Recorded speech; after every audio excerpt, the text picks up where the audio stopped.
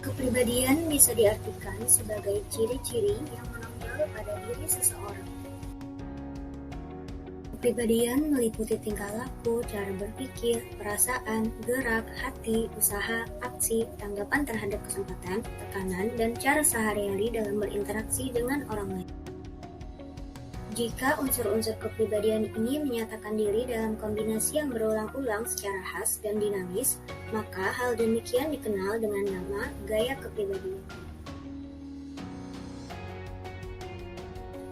Bagaimana mengukur kepribadian seseorang? Ada beberapa macam cara untuk mengukur kepribadian. Berikut adalah beberapa di antaranya. 1. Observasi direct. 2. Wawancara. 3. Tes proyektif. 4. Inventory kepribadian. Observasi direct diadakan dalam situasi terkontrol, dapat diulang atau dapat dibuat replikasinya. Ada 3 tipe metode dalam observasi direct, yaitu A. Time sampling method. Tiap-tiap subjek diselidiki pada periode waktu tertentu. B. Incident sampling method. Sampling dipilih dari berbagai tingkah laku dalam berbagai situasi. C. Metode buku harian terkontrol.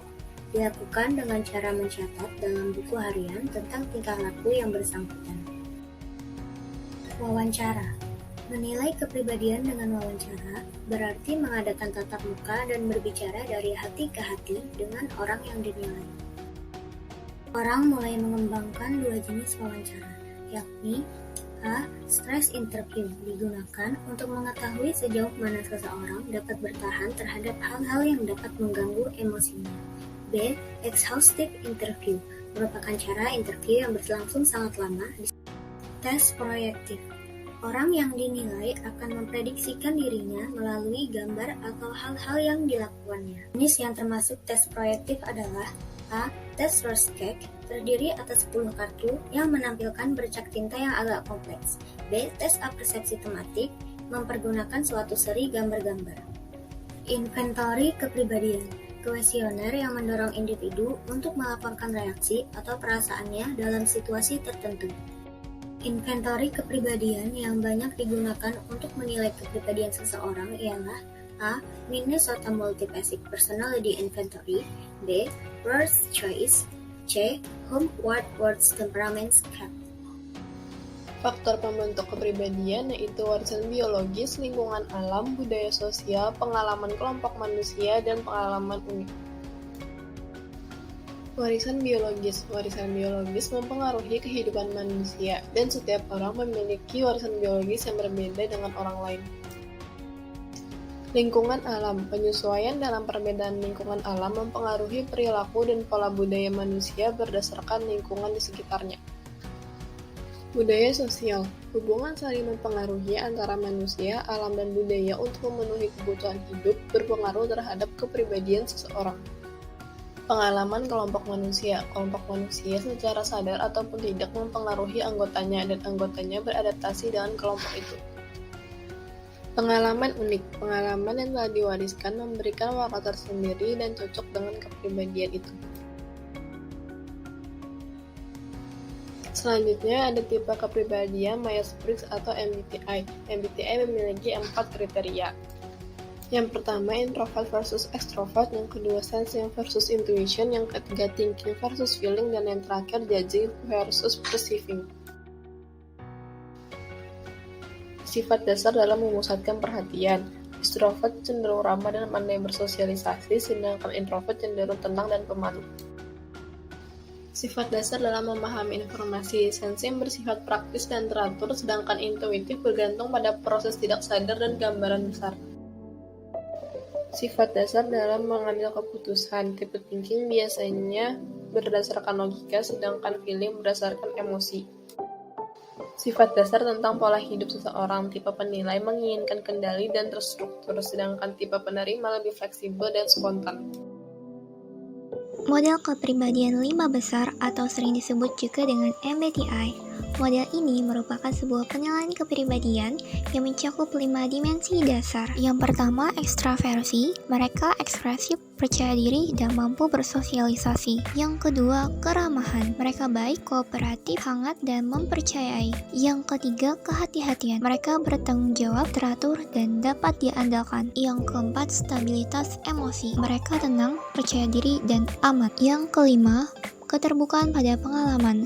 Mereka kreatif, ingin tahu, dan secara artistik sensitif. Pembahasan selanjutnya yaitu sifat 5 besar di tempat kerja. Riset telah menemukan hubungan antara dimensi-dimensi kepribadian MBTI dan kinerja. Dimensi kehati-hatian penting bagi kesuksesan organisasi dan lebih konsisten terkait dengan kinerja. Sehingga dari kelima faktor MBTI, kehati-hatian adalah prediktor terbaik dari kinerja. Kemudian stabilitas emosional paling kuat hubungannya dengan kepuasan hidup, kepuasan kerja, dan tingkat stres rendah. Lalu keterbukaan pada pengalaman. Mereka yang keterbukaan pada pengalaman menghadapi perubahan dengan lebih baik dan lebih adaptif. Selain MBTI, ada juga kepribadian yang tidak diinginkan oleh sosial, yaitu dark trait, terbagi menjadi 3, Machiavellisme, psikopat, dan narsisme. Yang pertama adalah Machiavellisme. Kepribadian ini membenarkan segala cara dan memanipulasi orang demi keuntungan dirinya sendiri. Yang kedua adalah psikopat. Mereka tidak merasa bersalah atau menyesal ketika tindakan mereka itu menyebabkan bahaya. Dan yang ketiga adalah narsisme. Mereka adalah seseorang yang memiliki rasa berlebihan akan pentingnya diri, membutuhkan kekaguman,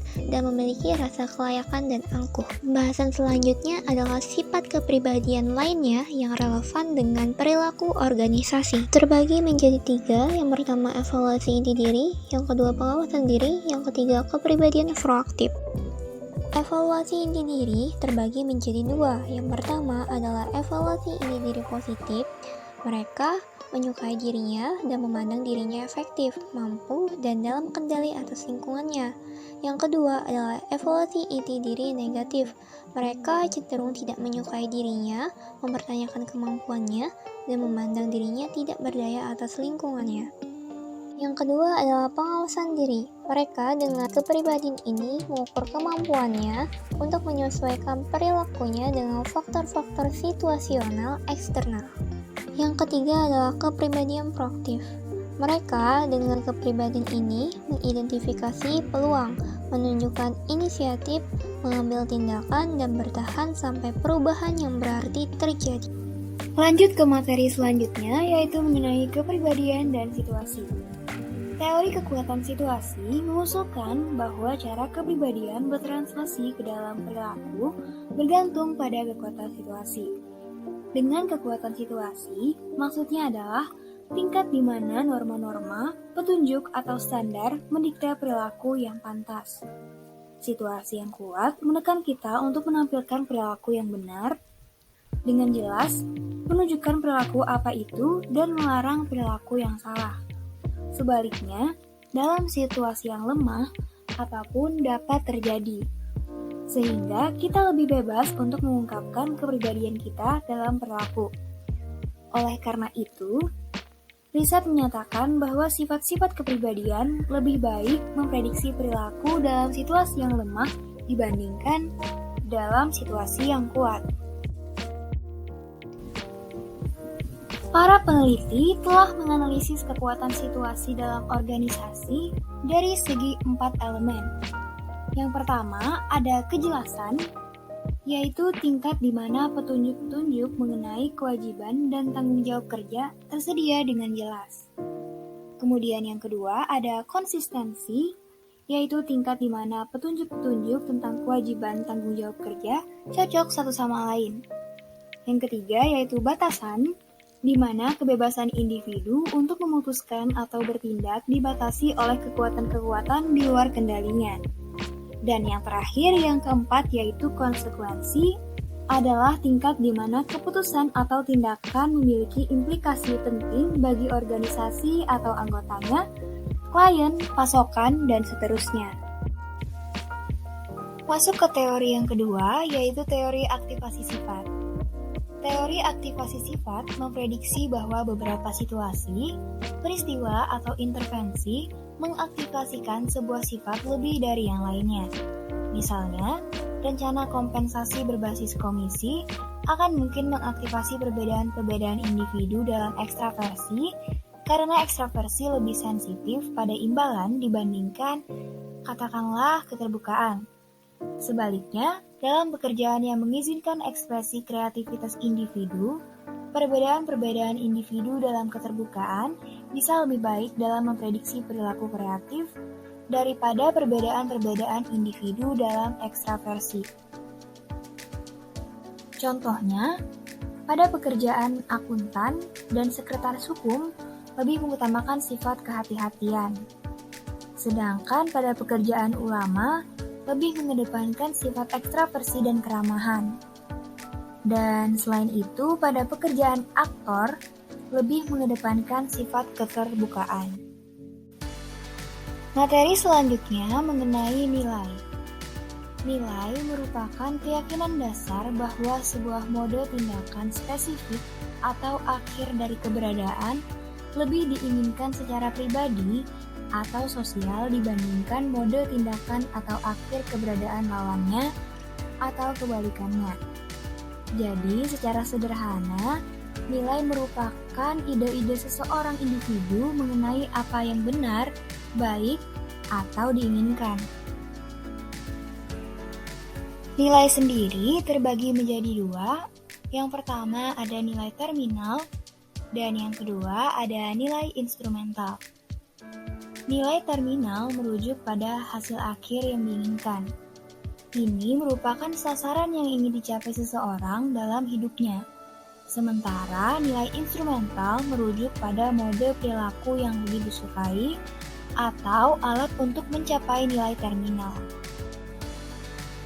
Materi selanjutnya yaitu nilai-nilai pada generasi. Generasi terbagi menjadi tiga. Yang pertama, generasi lonjakan bayi. Yang kedua, generasi X. Dan yang ketiga, generasi milenium. Generasi lonjakan bayi yaitu pada tahun 1965 sampai tahun 1985. Perkiraan umur sekarang yaitu pertengahan 40-an sampai pertengahan 60-an. Nilai-nilai kerja dominan pada generasi ini yaitu kesuksesan, pencapaian, ambisi, ketidaksukaan akan otoritas, dan kesetiaan pada karir. Generasi yang kedua yaitu generasi X, dimulai pada tahun 1985 sampai tahun 2000, yang mana perkiraan umur sekarang adalah akhir 20-an sampai 40-an. Nilai-nilai kerja dominan pada generasi ini yaitu keseimbangan kerja atau hidup, orientasi tim, tidak menyukai aturan, dan setia pada hubungan. Generasi yang ketiga yaitu generasi milenium, dimulai dari tahun 2000 hingga sekarang. Perkiraan umur sekarang adalah di bawah 30 tahun, dan nilai-nilai kerja dominan yaitu percaya diri, kesuksesan finansial, mengandalkan diri tetapi berorientasi tim, dan kesetiaan pada diri maupun hubungan. 30 tahun yang lalu, organisasi hanya peduli dengan kepribadian karena fokus utama mereka adalah mencocokkan individu dengan pekerjaan tertentu. Pertimbangan itu telah berkembang dengan mengikutsertakan seberapa baik kepribadian dan nilai individu itu cocok dengan organisasi. Mengapa demikian? Karena manajer masa kini kurang tertarik dengan kemampuan seorang pelamar dalam pekerjaan spesifik dibandingkan dengan fleksibilitasnya untuk memenuhi situasi yang berubah dan komitmennya pada organisasi. Sekarang, kita akan mendiskusikan kecocokan orang dengan pekerjaan dan orang dengan organisasi dengan lebih detail. Yang pertama, kecocokan orang dengan pekerjaan adalah sebuah teori yang mengidentifikasi 6 tipe kepribadian dan mengusulkan bahwa kecocokan antara tipe kepribadian dan lingkungan pekerjaan menentukan kepuasan dan perputaran. Sementara yang kedua yaitu kecocokan antara orang dengan organisasi. Kecocokan orang dengan organisasi pada dasarnya berpendapat bahwa orang-orang tertarik pada dan dipilih oleh organisasi yang sesuai dengan nilai mereka. Dan mereka meninggalkan organisasi yang tidak cocok dengan kepribadiannya. Nilai-nilai internasional. Menurut penelitian Geert Hofstede di akhir 1970-an, menyurvei lebih dari 116.000 pekerja IBM di 40 negara. Ada 5 dimensi dari budaya nasional, yaitu yang pertama adalah power distance atau jarak kekuasaan. Orang-orang dalam suatu negara menerima bahwa kekuasaan dalam institusi dan organisasi menyebar tidak merata. Peringkat yang tinggi dalam jarak kekuasaan berarti bahwa ketidaksamaan yang besar atas kekuasaan dan kekayaan ada dan ditoleransi dalam budaya. Lalu yang kedua ada individualisme dan kolektivisme. Individualisme adalah tingkat di mana orang-orang lebih memilih bertindak sebagai individu dibandingkan dengan anggota kelompok. Sedangkan kolektivisme adalah tingkat di mana orang-orang mengharapkan yang lain dalam kelompok yang menjadi bagiannya untuk merawat dan melindungi mereka. Lalu yang ketiga ada maskulinitas versus feminitas. Maskulinitas adalah tingkat di mana budaya menyukai peran-peran maskulin tradisional seperti pencapaian, kekuasaan, dan kendali. Nilai-nilai sosial dikarakteristikkan oleh ketegasan dan materialisme, serta membedakan peran pria dan wanita. Sedangkan feminitas adalah budaya melihat sedikit perbedaan antara peran pria dan wanita dan memperlakukan wanita sama dengan pria dalam segala hal. Lalu yang keempat adalah penghindaran ketidakpastian. Tingkat di mana orang-orang dalam suatu negara lebih memilih situasi yang terstruktur atau tidak terstruktur menentukan penghindaran ketidakpastian mereka. Dalam budaya dengan skor penghindaran ketidakpastian yang tinggi, orang-orang memiliki tingkat kecemasan yang tinggi mengenai ketidakpastian dan ambiguitas dan menggunakan hukum dan kontrol. Lalu yang terakhir adalah orientasi dalam jangka panjang atau versus jangka pendek. Orang-orang yang berorientasi pada jangka panjang melihat masa depan, menghargai kebijaksanaan, persistensi, serta tradisi. Sedangkan jangka pendek, orang-orang melihat di sini dan saat ini. Mereka lebih siap menerima perubahan. Lalu ada contoh studi kasus, yaitu contohnya saja PT Jam Sostek sebagai objek penelitian. Karakteristik yang dapat dijumpai pada perusahaan ini adalah Account Officer PT Jam Sostek.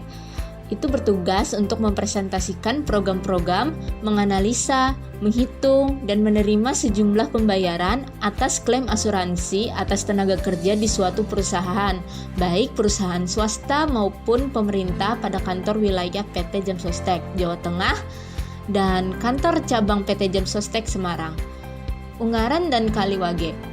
Ditemukan beberapa masalah, yaitu perhitungan mengenai hasil kerja para account officer yang kurang disepakati kantor cabang dengan kantor wilayah PT Jam Sostek Jawa Tengah, dan belum disadari pentingnya penilaian kinerja berupa perilaku. Lalu bagaimanakah penyelesaiannya? Pada kasus yang terjadi di PT Jam Sostek adalah bahwa kinerja hasil memiliki hubungan dengan kinerja perilaku, khususnya perilaku account officer di PT Jam Sostek tersebut. Secara logika memang dapat ditengarai bahwa seorang account officer apabila berperilaku baik dalam arti sesuai SOTK maupun sesuai norma, maka akan menyebabkan meningkatkannya hasil kinerja. Apabila seorang account officer jasa keuangan melakukan proses pemberian jasa kepada para konsumennya, apabila mereka selalu berperilaku baik dalam arti memberikan layanan dengan intensif, maka berakibatkan menurunkan kinerja hasil yang dicapai. Hal ini disebabkan karena waktu yang dibutuhkan untuk melayani konsumen lebih banyak dibandingkan dengan waktu yang dipakai untuk mendapatkan hasil kerja. Dalam jangka panjang, kemungkinan kinerja perilaku akan berpengaruh positif terhadap hasil yang akan dicapai. Sehingga semakin baik layanan yang diberikan oleh para account officer jasa keuangan kepada para konsumen, akan berakibat hasil yang didapatkan juga akan meningkat. Itu Itulah materi yang telah dipaparkan oleh kelompok 7 mengenai kepribadian dan nilai.